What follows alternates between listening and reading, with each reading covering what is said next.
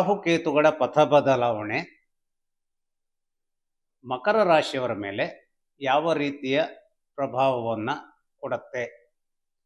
ಪ್ರಭಾವಗಳು ಸಕಾರಾತ್ಮಕ ದೃಷ್ಟಿಯಲ್ಲಿಯೋ ನಕಾರಾತ್ಮಕ ದೃಷ್ಟಿಯಲ್ಲಿಯೋ ಇವನ್ನೆಲ್ಲ ವಿಶ್ಲೇಷಿಸಿ ಹೇಳೋದಾದರೆ, ಬರುವ ಮೇ 18ಕ್ಕೆ ರಾಹು ಸಮೃದ್ಧಿಯನ್ನು ಕೊಡಬಹುದಾದಂತಹ ಸ್ಥಳದಿಂದ ಮಕರ ರಾಶಿಯವರಿಗೆ ಏನಾಗ್ತಾನೆ ಅಂತಂದರೆ, ಆರ್ಥಿಕ ಸ್ಥಿತಿಯನ್ನು ಸ್ವಲ್ಪ ಡೋಲಾಯಮಾನ ಮಾಡಬಹುದಾದಂತಹ ಕುಂಭಕ್ಕೆ ಬರ್ತಾನೆ. ಹಾಗೆಯೇ ಕೆಟ್ಟವನೇ ಆಗಿದ್ದಂತಹ ಕೇತು ಕನ್ಯಾ ರಾಶಿಯಿಂದ ಇನ್ನೂ ಕೆಟ್ಟದ್ದಾದಂತಹ ರಾಶಿಗೆ ಅಂದರೆ ಸಿಂಹ ರಾಶಿಗೆ ಪ್ರವೇಶಿಸ್ತಾನೆ. ಸಿಂಹ ರಾಶಿ ಅದು ಅಷ್ಟಮ ಅಂತಂದರೆ ಬೇರೆ ಬೇರೆ ರೀತಿಯ ಕಷ್ಟಗಳು ಇರಬಹುದಾದಂತಹದ್ದನ್ನು ಸಂವೇದಿಸಬಲ್ಲಂತಹ ದುಷ್ಟಶಕ್ತಿಯನ್ನು ಕೇತು ಏನು ಮಾಡ್ತಾನೆ, ಪಡ್ಕೊಳ್ತಾನೆ ಆ ಮನೆಯಲ್ಲಿ. ಹಾಗಾಗಿ ಮಕರ ರಾಶಿಯವರಿಗೆ ಒಂದು ನಿಟ್ಟುಸಿರಿನ ಸಂದರ್ಭ ಅಂದರೆ ಏನು? ಮೊನ್ನೆ ಮಾರ್ಚ್ 29ರಿಂದ ಶನಿಕಾಟದ 7.5 ವರ್ಷಗಳ ದೀರ್ಘ ಶನಿಕಾಟದಿಂದ ಇವರು ಹೊರಗೆ ಬಂದಿದ್ದಾರೆ. ಇವರ ಮನೆಯ ರಾಶಿಯ ಯಜಮಾನನೇ ಶನೈಶ್ಚರ. ಅವನು ಇವತ್ತು ವರ್ತಮಾನದಲ್ಲಿ ಬಹಳ ಗಟ್ಟಿಯಾದಂತಹ ಸ್ಥಳದಲ್ಲಿ ಇದ್ದಾನೆ. ಅದು ಒಂದು ಆಶಾಕಿರಣವನ್ನು ತೋರಿಸಬಹುದಾದಂಥ ಒಂದು ಹೆಚ್ಚಿನ ಉತ್ಸಾಹದಲ್ಲಿ ಇದನ್ನು ಮಕರ ರಾಶಿಯವರು ಆನಂದದ ಕ್ಷಣವನ್ನಾಗಿ ರೂಪಿಸಿಕೊಳ್ಬಹುದಾದಂತಹ ಒಂದು ಘಟನೆ ಅಂದರೆ ಬೆಳವಣಿಗೆ. ಗುರುಬಲ ಏನಿತ್ತು ಅದು ಈಗ ದೂರವಾಗುತ್ತೆ, ಆಗಿದೆ. ಆಲ್ರೆಡಿ ಮೇ 14ರಿಂದ ಗುರುಬಲವನ್ನು ಇವರು ಕಳ್ಕೊಂಡಿದ್ದಾರೆ. ಹಾಗಾಗಿ ಗುರುಬಲವನ್ನು ಕಳ್ಕೊಂಡಂಥವರು ದುಷ್ಟರಾದಂತಹ ರಾಹುಕೇತುಗಳ ಮೂಲಕವಾಗಿ ಆರೋಗ್ಯದ ಮೇಲೆ ಎಚ್ಚರವನ್ನು ನಿಗಾ ಇಡಬೇಕಾದಂತಹ ಸ್ಥಿತಿಯನ್ನು ಏನು ಮಾಡಿದ್ದಾರೆ, ಈಗ ಇವರಿಗೆ ತಂದುಕೊಡುತ್ತಾರೆ. ಆರ್ಥಿಕವಾದ ಸ್ಥಿತಿಗತಿಗಳನ್ನು ಏರುಪೇರು ಮಾಡಬಲ್ಲಂತಹ ಸ್ಥಿತಿಗತಿಗಳನ್ನು ತರ್ತಾರೆ.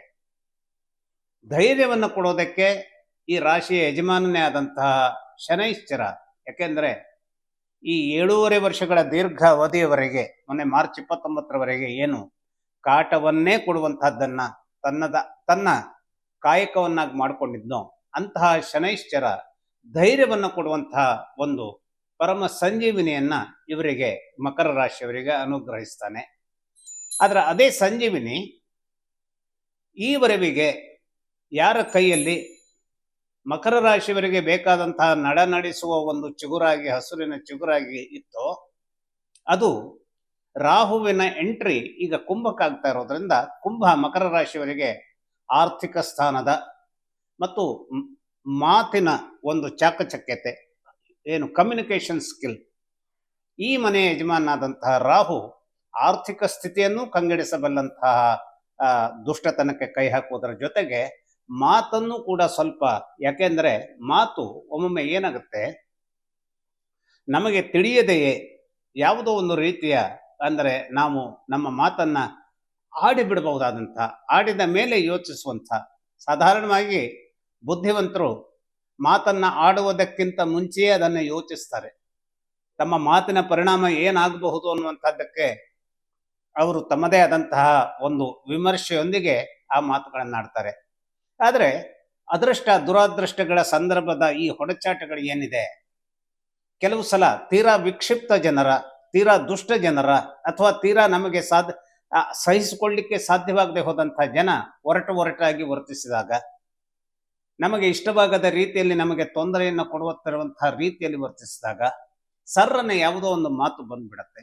ಹಾಗಾಗಿ ಮಕರ ರಾಶಿಯವರು ಮಾತನ್ನು ನಿಯಂತ್ರಿಸಬೇಕಾದಂತಹ ಮತ್ತು ಪ್ರತಿ ಮಾತನ್ನು ತೂಗಿ ಅಳೆದು ಸರಿಯಾದ ಸ್ವರೂಪದಲ್ಲಿ ಮಾತು ಇದೆ ಅನ್ನುವಂಥದ್ದನ್ನು ನಿರ್ಧರಿಸಿಕೊಂಡೇ ಮಾತಾಡಬೇಕಾದಂಥ, ಇದೆಲ್ಲ ಯಾರು ಮಾತನ್ನು ತಕ್ಕಡಿಯಲ್ಲಿಟ್ಟು ತೂಗಲಿಕ್ಕೆ ಸಾಧ್ಯವಾಗೋದಿಲ್ಲ. ಪ್ರತಿಯೊಂದು ಮಾತನ್ನು ತೂಕೊಂಡು ನಾವು ಹೋಗ್ತೀವಿ ಅಂತಂದರೆ ಅದೆಲ್ಲ ಏನಾಗುತ್ತೆ, ದಡ್ಡತನದ ಒಂದು ಪರಮಾವಧಿಯೂ ಆಗುತ್ತೆ. ತೂಗೋದು ಅಂತಂದ್ರೆ ಏನು, ಆ ಮಾತನ್ನು ಆಡುವಾಗಲೇ ನಮ್ಮ ಪ್ರಜ್ಞಾ ಪ್ರವಾಹ ಏನು ಮಾಡುತ್ತೆ, ಆ ಮಾತು ಯೋಗ್ಯವೋ ಅಲ್ಲವೋ ಅನ್ನುವಂಥದ್ದನ್ನು ನಿರ್ಧಾರ ಮಾಡುತ್ತೆ. ಹಾಗಾಗಿ ಅದನ್ನು ಅರಿತು ಮಾತನಾಡಬೇಕಾದಂಥದ್ದನ್ನ, ಹಣಕಾಸಿನ ವಿಚಾರದಲ್ಲಿ ಅರಿತು ಹೆಜ್ಜೆ ಇಡಬೇಕಾದಂಥದ್ದನ್ನ, ನಮಗೆ ಯಾರೋ ಸಾಲವನ್ನ ಕೊಡುವವರಿದ್ದಾರೆ. ಯಾಕೆಂದ್ರೆ ಇವತ್ತಿನ ದಿನ ಇನ್ಸ್ಟಾಲ್ಮೆಂಟಿನ ಮೇಲೆ ಸಾವಿರಾರು ಸಂಸ್ಥೆಗಳು ನಮಗೆ ಬಡ್ಡಿಗೆ ಹಣವನ್ನು ಕೊಡ್ತವೆ. ಆದರೆ ಆ ಬಡ್ಡಿಯನ್ನ ತೀರಿಸಬೇಕಾದಂತಹ ಜವಾಬ್ದಾರಿ ನಮ್ಮ ಮೇಲೆ ಇರುತ್ತೆ.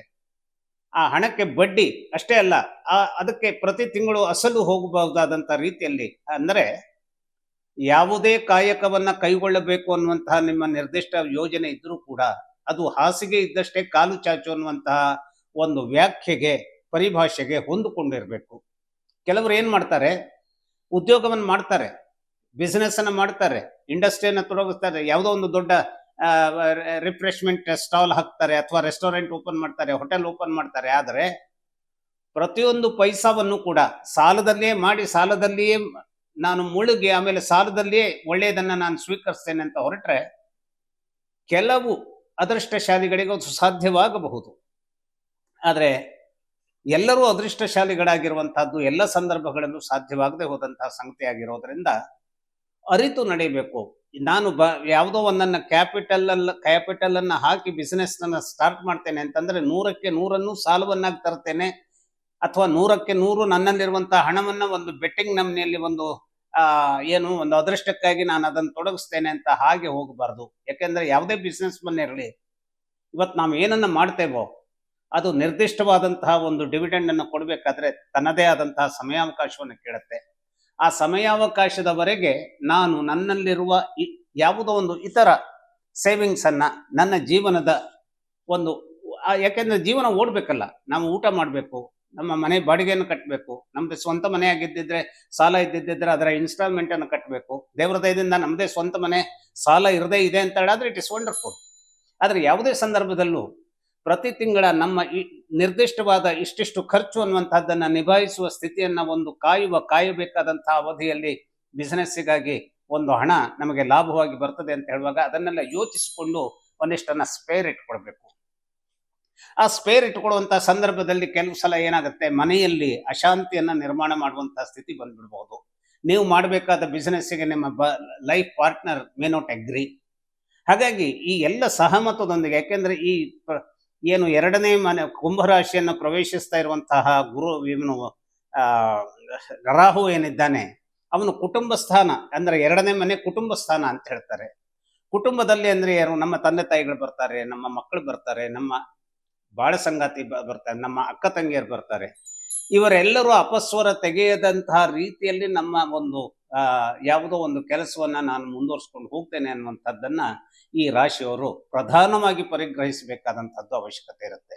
ಇನ್ನೇನು, ಯಾವವನು 7.5 ವರ್ಷಗಳವರೆಗೆ ನಿಮ್ಮ ಉತ್ಸಾಹವನ್ನೇ, ನಿಮ್ಮ ಒಂದು ಅಸ್ತಿತ್ವವನ್ನೇ ಸುಮಾರಾಗಿ ಚಂದ್ರನ ಒಂದು ಹುನ್ನಾರದೊಂದಿಗೆ ಪರದಾಟಕ್ಕೆ ಸಿಲುಕಿಸಿದ್ದೇನೋ ಅಂತಹ ಶನೈಶ್ಚರ ನಿಮ್ಮ ಪಾಲಿಗೆ ಈಗ ತುಂಬಿದ ಒಂದು ದೊಡ್ಡ ಸ್ವರೂಪದ ವರವೇ ಅನ್ನುವಂತಹ ರೀತಿಯಲ್ಲಿ ಅವನು 3ನೇ ಸ್ಥಳದಲ್ಲಿ ಅಂದ್ರೆ ಮೀನರಾಶಿಯಲ್ಲಿದ್ದಾನೆ. ಹಾಗಾಗಿ ಅವನ ಸಂಪೂರ್ಣವಾದಂತಹ ಅನುಗ್ರಹ ನಿಮ್ಮ ಪಾಲಿಗಿದೆ. ಶನೈಶ್ಚರನ ಅನುಗ್ರಹ ಇದೆ ಅಂತಂದ್ರೇನು, ಅಲ್ಲಿ ಮಾರುತಿಯ ಅನುಗ್ರಹ ಇದೆ ಅಂತ ಅರ್ಥ, ಅಲ್ಲಿ ಶಿವನ ಅನುಗ್ರಹ ಇದೆ ಅಂತ ಅರ್ಥ.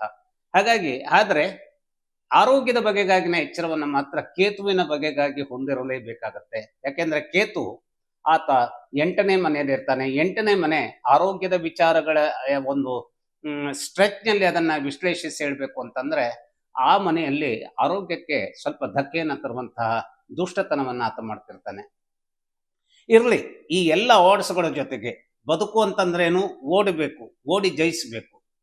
ಯಾಕೆಂದ್ರೆ ನಮ್ಮ ದಾಸವಾಣಿ ಹೇಗಿದೆ, ಈಸಬೇಕು ಇದು ಜಯಿಸಬೇಕು ಅಂತ ಏನ್ ಹೇಳುತ್ತೆ, ಅದು ಹೌದು, ಅದು ವಾಸ್ತವ. ಯಾಕೆಂದ್ರೆ ನಾವು ಈಜಿದ ನಂತರವೇ ದಡವನ್ನ ಸೇರಲಿಕ್ಕೆ ಸಾಧ್ಯವಾಗುತ್ತೆ. ಆದರೆ ಈಜಲೇಬೇಕಾದಂತಹ ಪರಿಸ್ಥಿತಿ ಬಂದಾಗ ಸಂಪೂರ್ಣವಾದ ಎಚ್ಚರಿಕೆ ಬೇಕಾಗ್ತದೆ. ಹಾಗಾಗಿ ಸಂಪೂರ್ಣವಾಗಿ ವಿಷ್ಣುವನ್ನ, ಶಿವನನ್ನ, ಮಾರುತಿಯನ್ನ ಆರಾಧಿಸುವಂತ ವಿಚಾರವನ್ನು ಮಾಡಿ, ಇದರಿಂದಾಗಿ ಕೇತುವಿನ ಮತ್ತು ರಾಹುವಿನ ಸಂಪೂರ್ಣವಾದ ಅನುಗ್ರಹ ಸಿಗಲಾರದು ಅಂತಿಲ್ಲ. ಕೇತುವಿನ ಬಗೆಗಾಗಿ ವಿಶೇಷವಾಗಿ ಗಣೇಶನನ್ನ ಆರಾಧಿಸುವಂತ ವಿಚಾರವನ್ನು ಮಾಡಬೇಕು. ಈ ಎಲ್ಲ ನಿಟ್ಟಿನಲ್ಲಿ ಯೋಚಿಸಿಕೊಂಡಾಗ ಅನುಗ್ರಹವನ್ನ ಕೊಡುವಂತಹ ಪವಾಡ ಗಣೇಶನಿಂದಲೋ ಅಥವಾ ವಿಷ್ಣುವಿನ ಮಾಯೆಯಿಂದಲೋ ಸಿಗುವಂತಹದ್ದು ನಿಮ್ಮ ಪಾಲಿಗೆ ಒದಗಿ ಬರಲಿ. ಆ ಒದಗಿ ಬರುವ ಒಂದು ದಾರಿಯಲ್ಲಿ ಶಿವನ ಸಂಪೂರ್ಣವಾದ ಅಂದರೆ ಶನೈಶ್ಚರನ ಸಂಪೂರ್ಣವಾದ ಅನುಗ್ರಹ ಇದ್ದಿರೋದ್ರಿಂದ ಒಳಿತನ್ನೇ ನಿರೀಕ್ಷಿಸಿ ಯಾವಾಗಲೂ ಅವಾಸ್ತವಗಳನ್ನ ಅಥವಾ ಯಾವುದೋ ಒಂದು ನೆಗೆಟಿವ್ ಎಲಿಮೆಂಟ್ಸ್ ಅನ್ನ ಯೋಚನೆ ಮಾಡ್ತಾ ಇರುವಂತದ್ದು ಸರಿ, ಅದರ ಪಾಸಿಟಿವ್ ಆಗತ್ತೆ ಅನ್ನುವಂಥ ನಂಬಿಕೆ ಇರಲಿ. ಆದರೆ ದುಸ್ಸಾಹಸಕ್ಕೆ ಕೈ ಹಾಕುವ ಮುನ್ನ ಎಲ್ಲದನ್ನೂ ಯೋಚಿಸಿ ಒಂದು ಪ್ರಾಜೆಕ್ಟ್ ಪ್ಲಾನ್ ಮಾಡಿ ಸರಿಯಾದ ರೀತಿಯಲ್ಲಿ ಚೌಕಟ್ಟನ್ನು ನಿರ್ಮಿಸ್ಕೊಡಿ ಮತ್ತು ಎಲ್ಲ ರೀತಿಯ ಸಕ್ಸಸ್ ಅನ್ನ ಪಡೀರಿ ಅಂತ ಆಶಿಸ್ತೇನೆ. ನಮಸ್ಕಾರ.